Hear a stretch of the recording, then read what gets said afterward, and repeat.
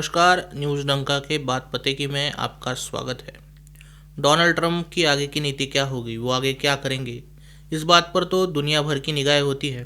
अर्थव्यवस्थाएं, राजनेता और उद्योगपति इसी बात पर ध्यान दे रहे होते हैं।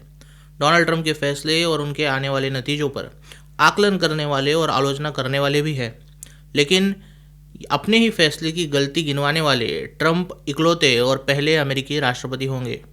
फॉक्स न्यूज़ को दिए इंटरव्यू में डोनाल्ड ट्रंप ने इस बात को मान लिया है कि भारत पर टैरिफ लगाना मुश्किल फैसला था और इस फैसले से दोनों देशों के बीच मतभेद निर्माण हो चुके हैं। अर्थात डोनाल्ड ट्रंप ये तो समझ चुके हैं कि उनके भारतीय अर्थव्यवस्था को मृत अर्थव्यवस्था कहने और भारत पर टैरिफ लगाने से भारत में नाराज़गी है। इसलिए भारत के लोगों का मत परिवर्तन करने ट्रंप अपने खास आदमी सर्गियो गौर को भारत भेज रहे हैं। ट्रंप के टैरिफ लगाने और व्यापार समझौतों को आगे धकेलने के बाद भारत ने रूस और चीन की तरफ कदम बढ़ाए थे।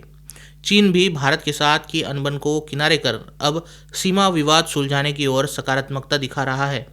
भारत और अमेरिका के बीच के मतभेदों से चीन और भारत से संबंध सुधरने और भारत की बड़ी मार्केट में एंट्री का अवसर मिला है, जिसे चीन हाथ से गंवाना नहीं चाहता। ये बात ट्रंप भी धीरे धीरे समझ चुके हैं। भारत के साथ 25 साल के रिश्ते ट्रंप ने 6 महीने में खराब किए थे। भारत अब अमेरिका पर फिर कभी पहले की तरह भरोसा नहीं करेगा। इन खराब होते संबंधों को सुधारने और भारतीयों का मन परिवर्तन करने की जिम्मेदारी अब सर्गियो गौर पर है। भारत में राजनयिक चुने जाने से पहले अमेरिकी सीनेट में सर्गियो गौर की सुनवाई हुई। इस सुनवाई में गौर ने कहा कि उनके लिए सबसे बड़ा काम यही होगा कि वो भारत को चीन से अलग करें।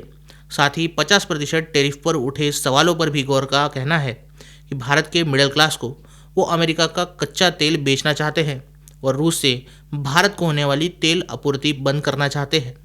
ट्रंप के खास सर्गियो गौर भी ट्रंप की तरह ही सोच रखते हैं। भारत का सस्ता रूसी तेल रोककर अमेरिकी महंगा तेल बेचना चाहते हैं। पार्टनरशिप नहीं होती, केवल मैं क्या पा सकता हूँ, इसी बात की हवस दोनों के जहन में दिखती है।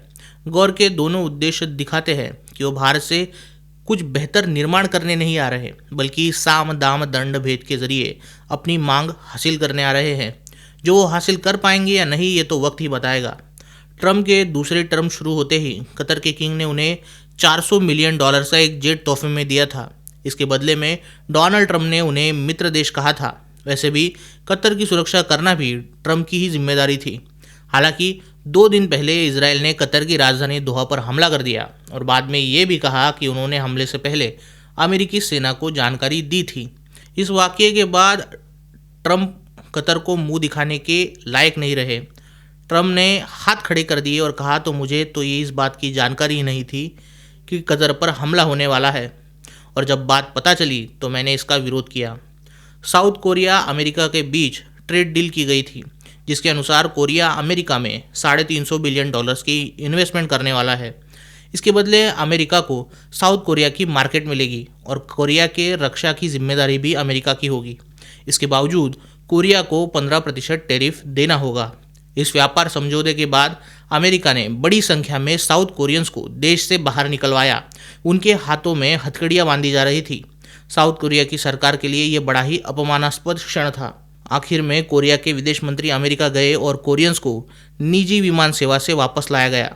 आज Canada, Europe, Japan, south Korea, Qatar, Mexico, ये सभी देश अमेरिका के मित्र देश होने के बावजूद डोनाल्ड ट्रंप की नीतियों से ठगा हुआ महसूस करते हैं। ऐसे में विकसनशील देश भारत रूस के साथ सालों पुरानी मित्रता निभा रहा है। चीन के साथ शत्रुत्व होने के बावजूद चीज़ों को बेहतर कर रहा है। कल को भारत में भी अमेरिका के इस विश्वासघात की चर्चा जोरों पर होगी और भारत भी अमेरिका के हाथों से निकल जाएगा। इससे पहले डोनाल्ड ट्रंप भारतीयों को रूस और चीन से दूर करना चाहते हैं। आपको क्या लगता है? वीडियो के कमेंट सेक्शन में ज़रूर कहिए। वीडियो अच्छी लगी हो तो इसे लाइक कीजिए और न्यूज़ डंका हिंदी को सब्सक्राइब कीजिए। मिलते हैं अगले वीडियो में किसी नए मुद्दे के साथ। तब तक नमस्कार।